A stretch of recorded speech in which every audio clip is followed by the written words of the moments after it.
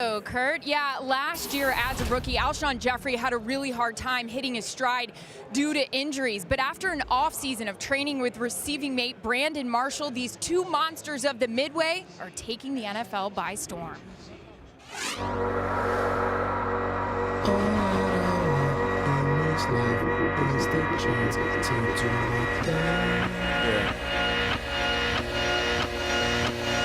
I want the top.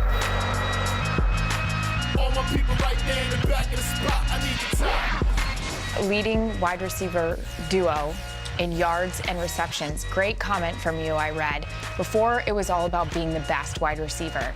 Now, your focus is on being the best tandem. Yep. What made you change your mind? Wins and losses. I want to be known as a winner, and I think having this guy alongside of me will help this organization achieve our goals. When you look back at getting drafted by a team that already had a #1 receiver, what do you think about? Fortunate, happy, no pressure?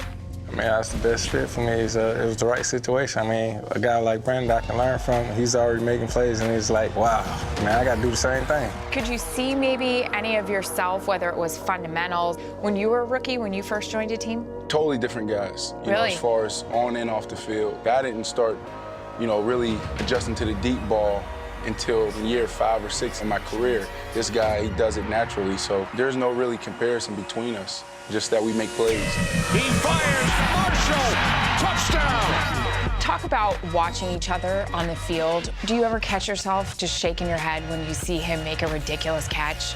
In my mind, I'm like, that was a great catch, but at the same time, like I always say, you're supposed to make that catch. You're supposed to catch every ball. I mean, we competitors. We want to catch everything. You got to make every catch. You're a competitor. But what was your reaction on Monday night when he made that catch right before the half? I just shook my head and I gave him a hug. He wanted to give me, a handshake. I said, no, this deserves a hug. And I just said, bro, you're awesome. He's the best in the business at tracking the ball deep. Joe makes the catch.